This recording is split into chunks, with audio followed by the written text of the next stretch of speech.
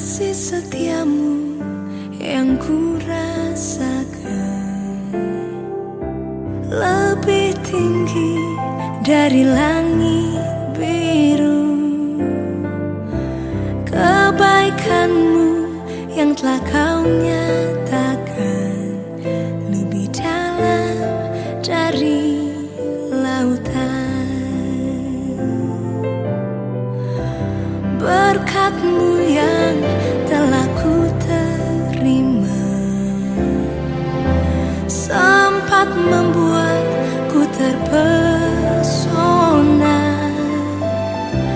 Apa yang tak pernah ku pikirkan, itu yang kau sediakan bagiku. Siapakah aku ini, Tuhan? Jadi biji mata-Mu. Dengan apakah ku balas Tuhan selain puji dan sembahkan? Selamat pagi, Ibu Bapa, saudara-saudari yang dikasihi oleh Tuhan kita Yesus Kristus.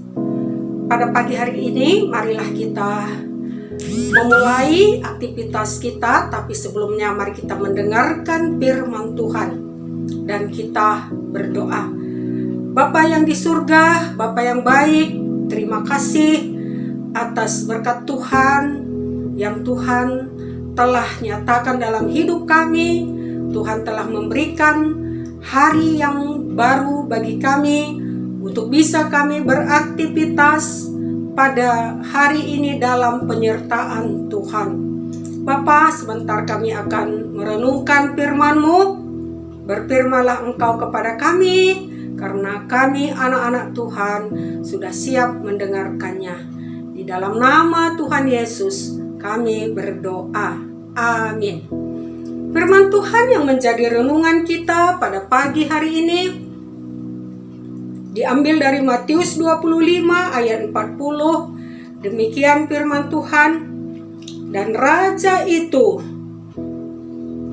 akan menjawab mereka, "Aku berkata kepadamu, sesungguhnya segala sesuatu yang kamu lakukan untuk salah seorang dari saudaraku yang paling hina ini, kamu telah melakukannya untuk aku."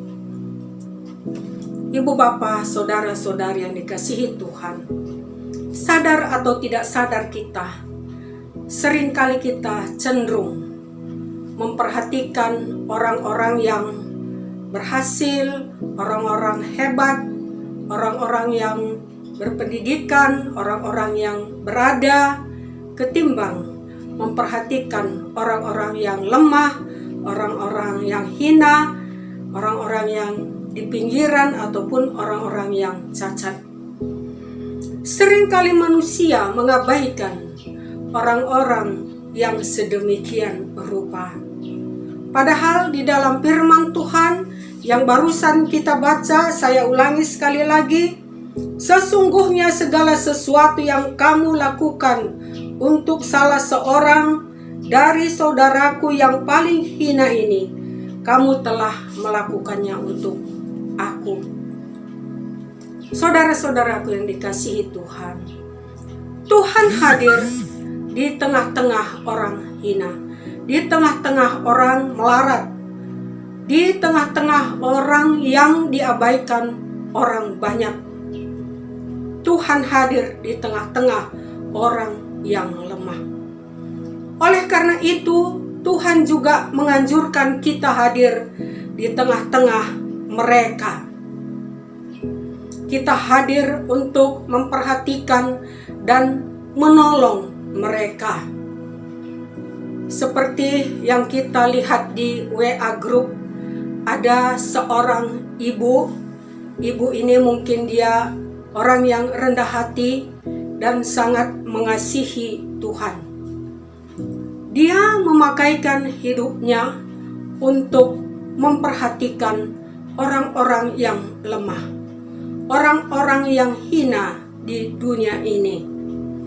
Dia memberi dari satu tempat ke tempat lain, dia berjalan.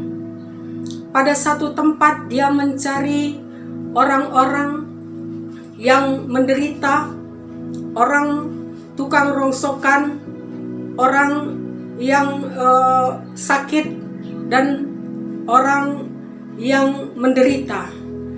Kemudian dia memberikan pertolongan satu persatu. Dia memberikan pertolongan kepada mereka. Setelah selesai di satu tempat, dia pindah lagi ke tempat yang lain.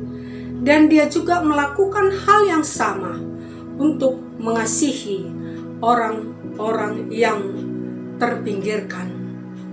Demikian untuk seterusnya, sehingga si perempuan ini telah membantu banyak orang, mungkin bisa 1.000 orang. Dan pada saat ini, saudara-saudaraku yang dikasihi Tuhan, pada saat pandemi COVID-19 ini, kita tahu bahwa orang banyak sangat membutuhkan kita. Banyak orang yang menderita, banyak orang yang mengharapkan sesuap nasi. Dan di situ Tuhan anjurkan kita hadir untuk menolong mereka. Walaupun kita tidak seperti seorang ibu tadi yang menolong banyak orang, tapi mungkin di dalam keterbatasan kita, karena kita juga mengalami banyak masalah, di situ kita juga disuruh Tuhan untuk menolong orang yang menderita, orang yang susah. 1 atau 2 keluarga, 3 keluarga, 4 keluarga, sampai 10 keluarga. Sesuai dengan kemampuan kita, kita pun disuruh Tuhan untuk mengulurkan tangan kita, memperhatikan mereka, menolong mereka, agar mereka juga bisa merasakan kasih Tuhan. Saudara-saudaraku yang dikasihi oleh Tuhan, memang hal ini tidak mudah kita lakukan. Harus ada rasa empati. Rasa empati yaitu rasa yang mau memasuki kehidupan orang lain dan merasakan apa yang dirasakan oleh orang lain yang berada dalam kesusahan, yang berada dalam kesulitan. Dan disitulah kita tampil sebagai anak-anak Tuhan dan datang untuk mengasihi mereka, karena kita ikut merasakan apa yang dia rasakan. Demikian juga kita lihat Ibu Teresa yang begitu mengasihi orang-orang yang menderita. Dia mengasihi anak yatim piatu, anak yang terlantar, anak-anak yang terpinggirkan, orang-orang tua yang tidak diperhatikan lagi. Di situ dia tampil untuk memperhatikan mereka dan menolong mereka. Kehidupan Ibu Teresa dipakainya untuk menolong dan memperhatikan orang-orang yang hina. Ibu bapak, saudara-saudari yang dikasihi oleh Tuhan kita Yesus Kristus, apa yang dikatakan oleh firman Tuhan tadi, bahwa kehadiran kita bagi mereka orang-orang yang hina, dan hal itulah yang kita sudah lakukan juga kepada Tuhan.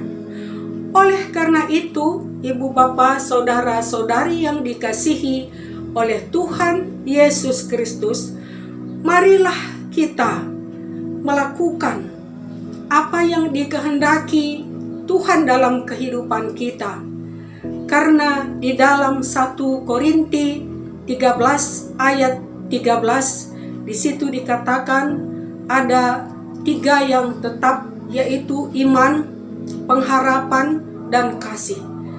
Tapi di antara ketiga itu yang paling besar nilainya adalah kasih. Oleh karena itu, mari kita melakukan hal itu. Pasti Tuhan akan mencukupkan kebutuhan-kebutuhan kita. Janganlah kita takut, karena di dalam Tuhan, orang yang selalu memberi akan dicukupkan Tuhan, akan ditambahkan Tuhan kepadanya. Jadi melalui apa yang kita lakukan, nama Tuhan dipuji, nama Tuhan dimuliakan. Terpujilah Tuhan. Amin. Mari kita bersatu dalam doa. Terima kasih Bapa di surga, karena Engkau begitu baik kepada kami. Tuhan, Engkau menyuruh kami hadir di tengah-tengah orang hina, di tengah-tengah orang yang menderita, orang susah, orang sakit. Tuhan, pakailah hidup kami yang serba terbatas ini ya Tuhan. Mampukan kami melakukan supaya kami memperhatikan, membantu orang-orang yang di sekitar kami Bapa. Kami juga mendoakan jemaat Tuhan yang ada di GBKP Cililitan.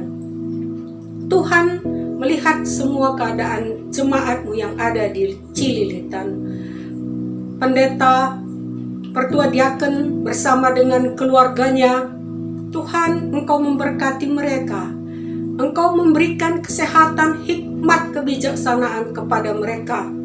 Pakaikan mereka juga memperhatikan jemaat yang ada di Cililitan, yang sakit, yang terpapar COVID-19, juga orang yang menderita, orang yang dalam kesusahan, agar melalui hamba-hamba Tuhan, mereka semua bisa merasakan kasih yang datangnya daripada Tuhan.